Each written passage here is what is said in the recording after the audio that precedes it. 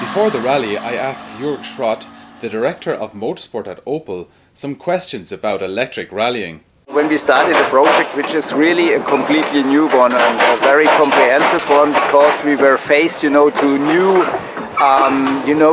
developments also in terms of charging infrastructure, and at the beginning we analyzed different solutions.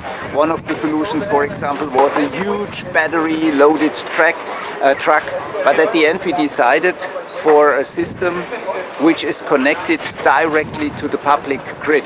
Therefore, we have always safe and firm electricity available for all of our cars. Means that we have an own developed transformator. We can connect this transformator across Europe to all public connections, and then we have the electricity and the power directly from the grid. So this transformator is transforming the incoming electricity to all of those charging stations, and we recharge our cars with 100 kilowatts. So this is working very, very well. We proved it already because we are running now the second season, and super important, if you do the rally sport, then you have to make sure that all cars recharging in the same time with the same performance, and this is given with our system. Here we do have 12 cars running. Actually, we're running 16 cars. But the system, you can even go with 6, with 12, with 18 of those charging points. This is not a problem to us, and therefore we have the variety at the beginning with 18 cars. It would be overconfident to say that we finished with learning. So what we did during this winter, we had all the data available from the first season. So what we did is also we improved our cooling strategy for the car. Cooling strategy, on the one hand, important for the temperature of the battery temperature, and this giving us under all conditions the same performance out there on the stages. But second thing is, we improved with that we have always the best window of the battery temperature when recharging.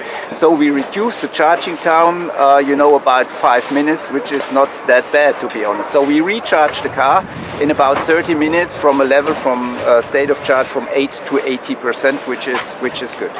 When they're charged, how much stage mileage are they able to do from here? This was also, a learning process for us. What we are really doing is to analyze every single stage, every connection road in detail. because, you know, it's all about range. If you're talking about electric driving, then it's about range. This is on the public roads, this is also for racing the same. And therefore we try to get the best out of our battery capacity, of course. And you know, this is also a thing where we learned from the first season, you know, also with the flexibility of the organizers, because we do have a dedicated schedule also to the Corsa-e Cup. And this means that we are not running all the stages like the regular field, but you know, our goal is to do at least 85% of those stages. And this is what you can do only when you do the analyzing before, very, very detailed. And I can say that we did also a lot of improvement from the first season now to the second season. So it's not, I cannot say, you know, this is the given thing. We developed a point system, a really comprehensive point system with a lot of elements and indicators where we then say, dedicated to every single event, we say, okay, we go this mileage. What you were saying there about the cooling, does that mean that these cars are actually developing technology that may work its way into road cars? You know, the car is based on a road car. You know, the battery package and everything is based on the road car. What we're doing is improving the software and the system. You know, at the beginning, it was important to us because those batteries, you know, coming from the Corsa-e series production car, but you know, they are really, you know, they always, you know, have to give the full performance, you know, full load and then, you know, full recharge, blah blah blah blah. This is really difficult for the batteries. Therefore, we developed a dedicated cooling system for the battery to make the system more safe. But also we learned with that, you know, in extreme temperatures, outside temperatures, we adapted the software again, and now we are always in the best possible window. One of the stumbling blocks is actually the fire safety for a car that gets crashed on a stage. And what measures are the organisers of the rally, or is it that you guys provide the backup for fire safety, for instance? What we did at the beginning, we did together with the German Motorsport Association, we did a full learning program for all the stewards and the marshals. So we were all together. We showed them the car, they learned the car, they learned how to handle the car. We were also working together with, you know, airport firefighters, you know, which are really well trained, you know, for things like that. And you know, there was a really high expert board which developed the rules and regulations for this. And then, you know, we developed a template where available for all the organizers, for all the stewards, for all the marshals, but not only stewards and marshals. We trained also our teams, you know, we trained the drivers, we trained the teams working on that cars, and we do have our own rescue car with us. We have this official rescue car, e-rescue car, but we have also a car from Opel with us, an intervention car, you know, following the field with specific trained people. So I guess that we have a good system together. Yeah. And is the fire safety then that's here at the rally, is it just what that rally those organisers would actually provide normally, but just with training, or is there actual, like, I heard things before, and these may be just rumours that the scaremongering about putting out fires in the lithium-ion battery is that they needed huge volumes of water to be present and things like that. Are these things ironed out now? You know, this is different because it's actually the story of the organizer and how he is working together with the local fire departments. You know, at the end it's really different. They all know what is needed. You know, you need a dedicated place where the car is standing there, and of course you can use containers with a lot of water.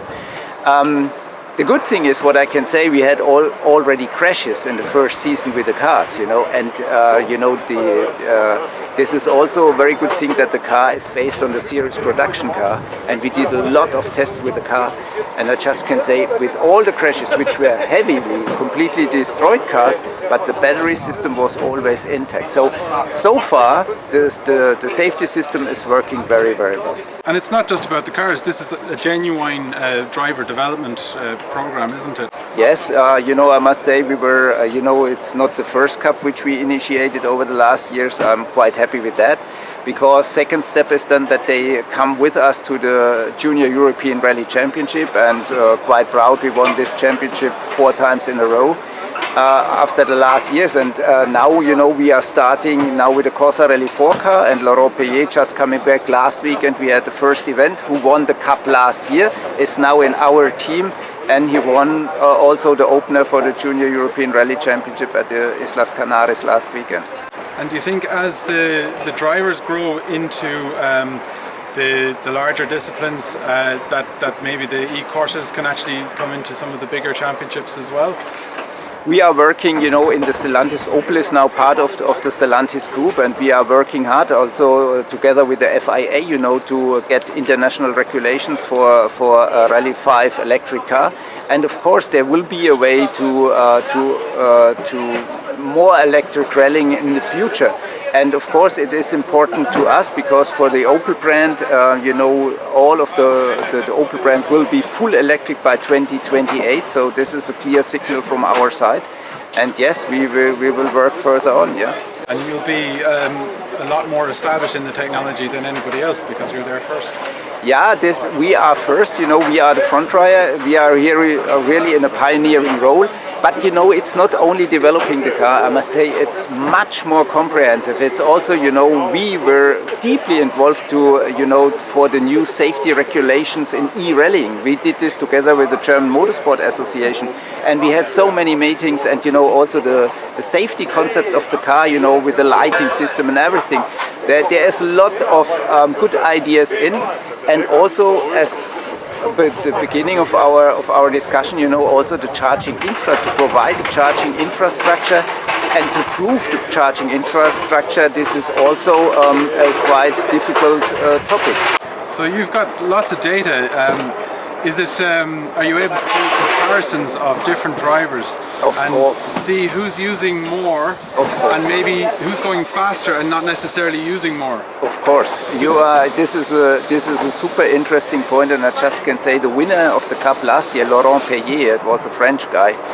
It was not only it was really by far the fastest, but you know, he was also using less energy than all the rest of the field. So, you know, running this car is a little bit different, to be honest. You know, you need to have, you know, take the speed with you also in the corners, etc., etc. And this is what Laurent Payet did perfectly last season. So there is a difference in the cars, and this makes it also more difficult for us, you know, to do the analyze for all the stages, because we can just calculate with the let me call it, with the versus car and with the versus consumption of one of those drivers. Because one thing will not happen, definitely not, that one of our cars will stand there, out there, you know, with an empty battery. That's the last thing you want to happen. Yeah. I've had experience in a couple of other one-make championships with the conventional engines, and it was often seen that guys who kept their momentum, it's a very, very useful skill. So the skills that drivers here are learning is transferable into other motorsport as well, I think. Absolutely, you are absolutely right, you know, and this is, you know, they have to rethink it, or to adapt a little bit the driving style to do this with the electric. Good thing is that, you know, there's a lot of torque, you know, getting out of the corners with the electric motor. This is really good because you have the torque available from the very beginning. But you know, on the brake it's different. You have nothing, you know, to shift down. So you have to adapt the driving style, but you know, they can learn that, and you know, then they can go on in the career also with this experience what they did here, what they learned here.